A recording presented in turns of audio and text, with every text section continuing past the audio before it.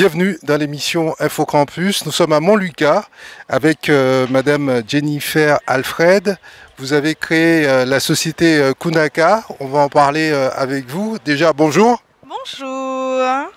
Pourquoi nous avez-vous donné rendez-vous ici à Montlucas? Je vous ai donné rendez-vous à Montlucas parce que j'ai vécu pas loin d'ici quand j'étais ado, dans le quartier de Saint-Martin. Et j'ai eu la chance de travailler également à la crèche de Noah qui se trouve à l'entrée de Montlucas et de collaborer avec certaines associations dans le quartier. Montlucas, en somme, pour présenter ce quartier, que peut-on en dire? Je dirais un quartier éclectique avec différents acteurs qui animent le quartier, qui sont proches des populations et qui fait vivre le quartier. Alors, Jennifer Alfred, vous avez créé Kunaka Coaching. Quelles sont les activités de cette société? Alors, j'ai principalement deux activités, deux programmes qui se déroulent sur l'année. Le premier concerne les adolescents. Donc, il s'appelle Kunaka Médiation, puisque j'ai un rôle de médiatrice entre les adolescents et leurs parents. Et un deuxième programme qui s'appelle Coaching Mémoire, et là qui s'adresse plutôt aux jeunes adultes et aux étudiants. Avant de revenir à ces activités, est-ce que vous pouvez nous parler de votre parcours, de vos expériences professionnelles? Alors, pour revenir sur mon parcours, je dirais que je suis une jeune Guyanaise qui est partie en études à Grenoble pour des études de langue, de droit, de commerce. Au final, j'ai obtenu un master en commerce international. Et quand je suis rentrée en Guyane, j'ai intégré l'entreprise familiale, l'entreprise de mes frères, où j'ai travaillé avec des équipes. Et je me suis rendu compte que le management m'intéressait. Donc, par la suite, j'ai travaillé et accompagné des chefs d'entreprise et des responsables d'associations. Et je me suis rendu compte que c'était difficile de faire changer les choses, qu'on avait déjà pris des habitudes sur le long terme. Et je me suis dit que c'était peut-être plus pertinent de travailler directement avec les jeunes pour leur fournir les clés pour une vie plus épanouie quand ils seront adultes. Alors, Kunaka Coaching, ce sont deux axes.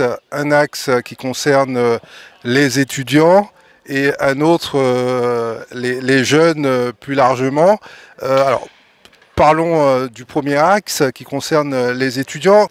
Alors, que ce soit les étudiants déjà à l'université ou alors les jeunes adultes en recherche justement de formation ou de projets professionnels, je leur propose un accompagnement. Donc pour les étudiants, je vais distinguer les deux. Pour les étudiants, on travaille sur la rédaction de leur mémoire. Et en fait, au lieu de travailler juste sur le mémoire, le rédiger pour obtenir un diplôme, on va dans des questions beaucoup plus profondes. Quel est mon projet professionnel? Pourquoi je choisis ce projet professionnel?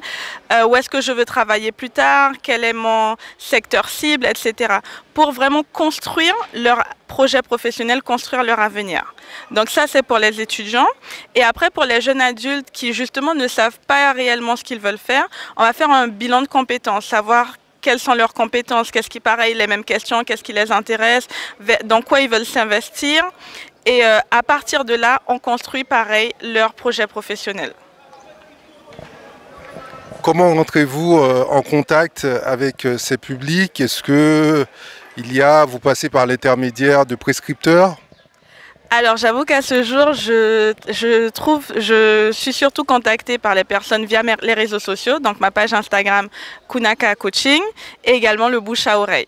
Après, je suis dans une démarche aujourd'hui où j'aimerais justement rentrer en contact avec les établissements, collèges et lycées et également l'université. J'ai également des échanges avec l'université de Guyane pour accompagner les étudiants dans leur création d'entreprise. Depuis combien de temps existe Kunaka Coaching et quel bilan pouvez-vous dresser aujourd'hui?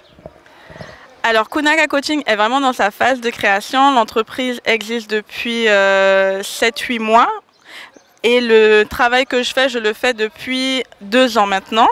Le bilan que je dresse, c'est que, à la base, il faut savoir que j'ai commencé par de l'aide aux devoirs. Parce que voilà, je savais que je voulais travailler avec les jeunes, mais je suis partie sur l'aide aux devoirs. Et je me suis rendu compte que quand bien même ils avaient des difficultés, ils pouvaient avoir des difficultés dans des matières, c'était plus des problèmes de fond qu'il y avait. Il y avait plutôt des problèmes de fond, qui je suis, est-ce que j'ai confiance en moi, confiance en ce que je suis capable de faire, etc. Et voilà comment j'en suis arrivée à Kunaka Coaching. Donc le bilan que je peux faire, c'est que les jeunes et les ados d'ailleurs ont besoin d'outils pour se structurer en tant qu'individu. Quelle est la forme juridique de Kunaka Coaching? Aujourd'hui, Kunaka Coaching est une auto-entreprise et j'espère très vite la transformer en société. Et quels sont les moyens et les ressources dont disposez-vous pour développer cette société? Alors les ressources aujourd'hui, j'avoue que c'est surtout mes clients avec qui j'échange et j'espère très vite collaborer également. Je collabore déjà avec certaines entreprises, avec certaines associations, mais voilà, développer ce genre de partenariat, de collaboration de plus en plus. Quel est le constat qui vous a amené à vouloir créer Kunaka Coaching? Alors, j'ai créé Kunaka Coaching parce que j'avais besoin d'agir. J'avais besoin d'agir et de pouvoir faire comme je sens les choses. Et dans le cadre de mes précédents emplois, je n'avais pas cette liberté d'action, de pouvoir me concentrer sur les problématiques que moi j'avais identifiées et de proposer des solutions qui me correspondaient et qui, selon moi, étaient des solutions qui correspondaient aux problématiques identifiées. D'où la création de la société, de l'entreprise. Vous travaillez depuis chez vous, vous avez des locaux, comment ça se passe? Alors, je travaille depuis chez moi principalement. Les ateliers, je les anime dans une salle terrasse que j'occupe. Une salle terrasse, pourquoi? Parce que j'estime qu'on est suffisamment, les adolescents en tout cas, sont suffisamment dans des murs fermés. Donc une terrasse où ils ont accès à la nature et tout ça. Et pour les étudiants, vu que je travaille avec des étudiants qui sont en Guyane, mais également avec beaucoup d'étudiants qui sont en France, du coup, je travaille beaucoup en visioconférence. D'accord, donc on peut vous contacter, vous dispenser des cours également en visio, de l'accompagnement en visio, de façon à élargir votre clientèle. Tout à fait. Alors les ateliers aujourd'hui que je fais sur site, c'est surtout pour les adolescents, puisque je fais des ateliers par petits groupes de 5-6 adolescents. Mais pour les étudiants, c'est beaucoup en visioconférence. C'est plus facile de s'organiser, ça demande moins de gestion de transport, etc. Et même pour les lycéens, les ateliers se font également par visioconférence. Comme ça, c'est accessible beaucoup plus facilement. Notamment pour les parents, la gestion du temps, de emmener, déposer, etc. En visioconférence, un accès à Internet, c'est beaucoup plus simple. On a parlé des jeunes actifs, des étudiants, mais on a oublié les parents que vous accompagnez également. Alors, que leur proposez-vous également à ces parents? Alors, comme je l'ai dit tout à l'heure, je fais de la médiation entre les adolescents et les parents. Et je me suis rendu compte qu'il était difficile d'accompagner un adolescent sans accompagner d'une manière ou d'une autre les parents, de transmettre justement ces différentes informations. Par exemple, si je donne un outil sur la notion de responsabilité, si le parent même ne l'applique pas ou n'a pas cette information, il y a une dissonance entre ce qui se fait dans l'atelier et ce qui se fait dans la vie de tous les jours du jeune. Du coup, j'ai mis en place un cercle des parents où tous les mardis soirs, on se réunit et on échange sur justement ces problématiques que eux ils rencontrent avec leurs enfants, mais également que les ados rencontrent dans leur vie. C'est votre première expérience d'entrepreneur ou avant Kunaka Coaching, vous aviez déjà créé d'autres structures? Alors, ce n'est pas ma première expérience d'entrepreneur. Quand j'étais en France, j'ai créé une entreprise auto-entrepreneur. Là, c'était sur l'étude de marché pour les entreprises. Ensuite, alors pas dans le cadre d'une entreprise, mais d'une association ArtProd, j'ai monté un projet Dog Village en 2018. Donc, j'ai déjà certaines expériences en fait dans le fait d'entreprendre.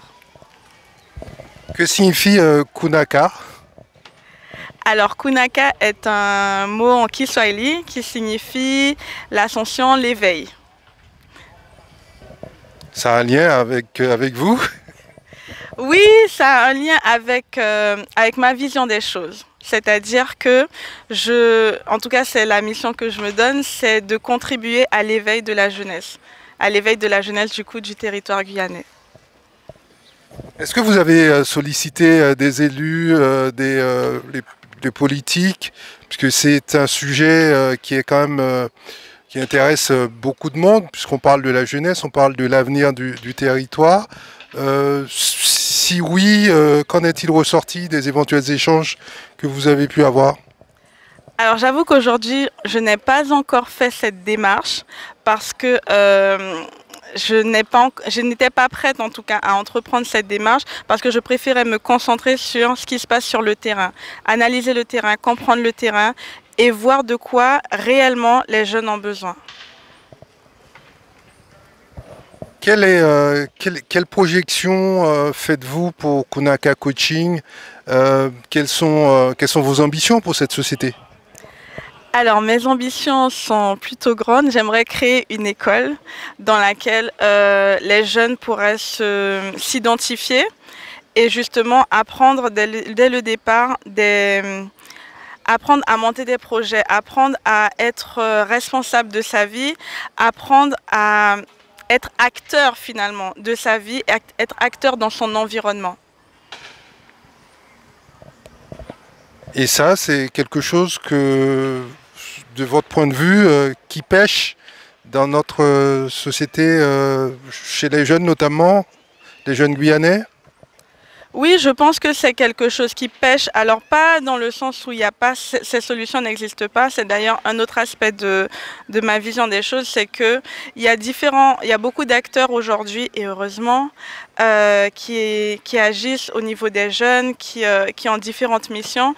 Et l'idée de cette école, c'est également que tous ensemble on collabore, puisque finalement nous sommes différents acteurs qui avons déceler ces différentes problématiques et qui voulons apporter nos solutions. Maintenant, comment mettre en place un travail collaboratif pour obtenir de meilleurs résultats?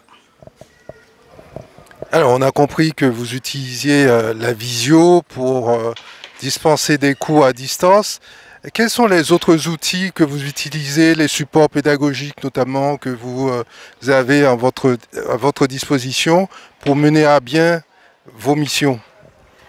Alors, je crée des supports pédagogiques. Les étudiants ont des fiches, ce que j'appelle des fiches pratiques, des fiches pédagogiques qui leur permettent de travailler sur les thématiques.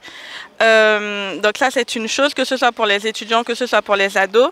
Et puis l'idée, c'est quand même beaucoup la parole, l'écriture, le dessin, puisqu'on est dans la connaissance de soi. C'est ça l'idée, hein, c'est la connaissance de soi. Donc c'est beaucoup d'échanges pour leur permettre justement d'exprimer qui ils sont et de créer tout simplement. Oui, mais on dit que les paroles s'en vont et les écritures restent. C'est pour ça que j'ai dit la parole et l'écriture et le dessin. C'est-à-dire que quand on a par exemple des échanges, des débats sur un thème, après il y a forcément un acte d'écriture que j'appelle un engagement. Par exemple, quand on voit le thème de la responsabilité, ben, la responsabilité dans ma vie c'est quoi? Je le note, je l'écris et comment je m'y tiens sur l'année. Et quel projet par exemple je monte, quel projet je mène, etc. Vous avez fait un peu de brainstorming avant de créer Kunaka Coaching. Vous inspirez d'autres entreprises qui proposaient les mêmes services en métropole ou en Guyane. D'ailleurs, est-ce que vous avez réalisé une étude de marché en Guyane déjà? Alors je dirais que l'étude de marché, je la mène un peu tous les jours. C'est-à-dire que tous les jours, je m'intéresse à ce qui se passe sur le territoire. J'essaye d'aller au contact justement des différents acteurs, que ce soit dans des colloques, que ce soit dans des conférences ou des choses comme ça. Donc c'est un travail de tous les jours et pas forcément un travail qui a été fait à un moment et qui s'est arrêté. Donc Kunaka Coaching est une structure totalement innovante. Alors je ne sais pas si elle est totalement innovante, mais en tout cas, elle est innovante puisqu'il s'agit de moi et de mes valeurs et de ma vision des choses. Et donc pour cela, oui, je dirais qu'elle est innovante.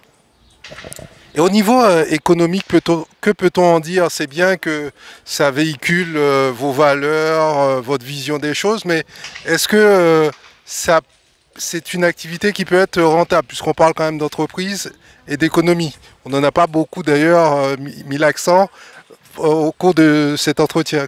Est-ce que selon vos prévisionnels, c'est une activité qui va pouvoir générer, qui va être rentable, qui va vous permettre d'embaucher, de vous verser un salaire correct?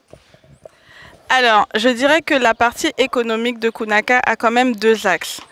Euh, le fait de faire vivre l'entreprise, oui, je compte embaucher, créer une école, je compte pas le faire toute seule.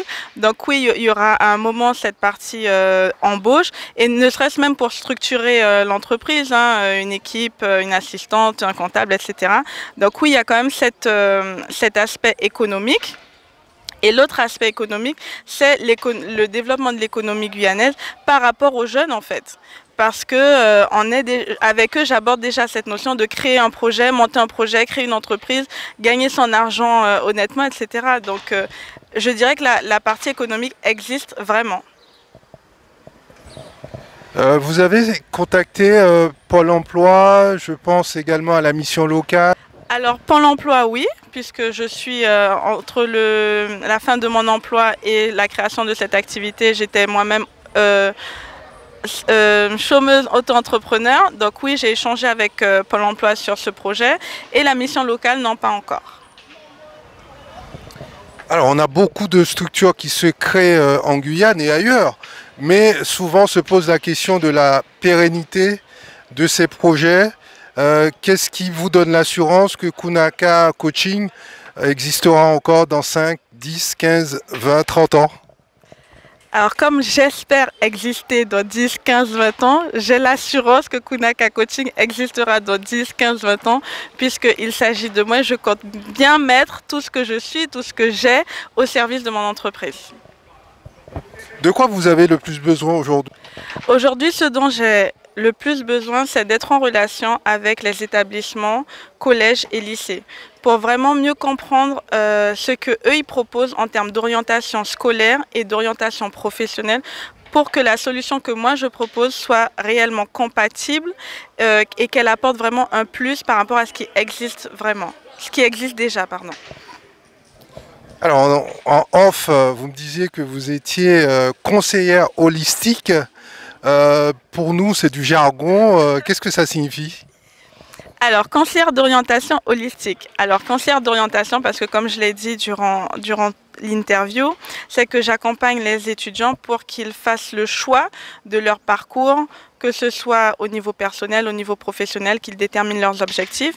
Et holistique parce que je ne m'arrête pas juste sur leurs notes. Est-ce que je suis douée est-ce que j'ai de bonnes notes dans cette matière, ou est-ce que je suis douée là, mais qu'est-ce qui m'intéresse, quel est mon cadre de vie, quels sont les moyens, les outils à ma disposition, et qu'est-ce que je peux concrètement en faire pour construire mon avenir.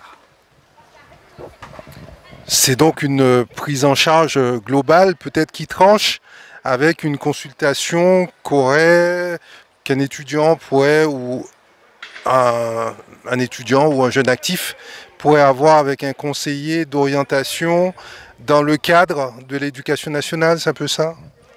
Oui, c'est un peu ça. C'est justement pour cela que je veux me rapprocher des établissements. C'est vraiment cette complémentarité, parce que l'éducation nationale se concentre sur les formations. Maintenant, la réalité du jeune dans son quotidien, elle doit également être prise en compte. Et je pense que quand on a un établissement d'une centaine d'élèves, etc., c'est pas forcément un accompagnement qu'on peut faire pour chaque élève. Qu'est-ce qui vous donne de la légitimité, de la crédibilité pour pouvoir aujourd'hui peser au niveau du marché guyanais dans cette branche d'activité et surtout dans l'accompagnement des jeunes actifs, des étudiants, en leur apportant cette fameuse prise en charge globale? Alors, je dirais que ma légitimité, elle part de mon parcours, atypique, comme tous les parcours sont atypiques, en tout cas c'est ce que je pense, où voilà, je suis partie dans une démarche, pour un projet particulier. Au final, j'ai changé d'avis à plusieurs reprises pour pour finalement aboutir à où je suis aujourd'hui. Donc ma légitimité, elle est là, et puis elle est également dans les retours que j'ai. Quand j'accompagne un jeune et son parent qui a de mauvaises notes, voilà, il y a un mal-être, etc., et que le parent stresse, parce que voilà, il ne sait pas comment aider son enfant, et que je lui dis ben tout va bien, qu'on met en place des solutions de gestion d'émotions, etc., de reprise de confiance, et que l'année d'après, ben le jeune il se sent beaucoup mieux, il investit à l'école, etc. La légitimité, je la tire de mon parcours, mais également du parcours de ma clientèle, que ce soit les jeunes ou les étudiants qui, une fois qu'on termine le parcours d'accompagnement mémoire, trouvent un emploi, sont épanouis dans leur emploi et s'investissent en fait dans leur emploi, que ce soit un emploi salarié, que ce soit la création d'entreprises. Cet accompagnement se fait sur quelle durée? Quelles sont les différentes étapes? Alors, l'accompagnement pour les adolescents se fait sur l'année. Il n'y a pas de... L'idée, c'est de commencer en début d'année à la rentrée de septembre et de poursuivre le programme sur les 10 mois de l'année scolaire, puisque différents thèmes sont abordés. Mais en réalité, on peut intégrer le programme à n'importe quel moment. Pendant les vacances, les grandes vacances, j'ai également un programme sur l'entrepreneuriat et la construction de projets. Et pour les étudiants, c'est sur toute l'année. Le programme dure environ entre 6 et 3 mois en fonction du moment où l'étudiant me contacte et de ses deadlines. Cela représente concrètement combien d'heures? Difficile de compter le nombre d'heures. J'avoue que je suis tellement investie dans ce que je fais que entre le temps... Alors, il y a 2 heures d'atelier pour les ados, pour chaque ado chaque semaine. Et les étudiants, j'ai des entretiens avec les différents entretiens avec les étudiants d'1 heure. Mais après, j'ai des échanges avec les parents sur mon portable. Je reste très accessible. Donc, j'avoue que j'ai du mal à évaluer le temps d'heure. Votre entreprise, votre activité occupe une très grosse partie de votre temps et vous faites en sorte d'être très disponible pour vos clients. Tout à fait, c'est une grande partie de mon temps. Je travaille également avec des associations, comme je l'ai dit, je donne des cours, je fais des ateliers confiance en soi également auprès d'associations telles que le CERAC. Et oui, c'est une grande partie de mon temps, mais j'arrive quand même à me dégager du temps pour mon propre bien-être et mon épanouissement personnel. Et puis, donc mardi en radio. Et certainement dans la semaine sur les plateformes en vidéo. Ça j'enlève. Ouais. Ça sera diffusé comme tel? Non. D'accord. Non, non, jamais. Okay. Nous on fait jamais de direct. Okay. Par souci de qualité. Non. Ah, je vais récupérer ça. Merci. Ah, puis,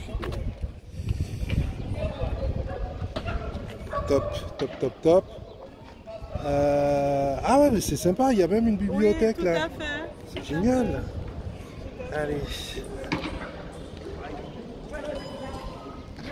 Oh, c'est stressant comme exercice. Oh. Quand on est chef d'entreprise, on est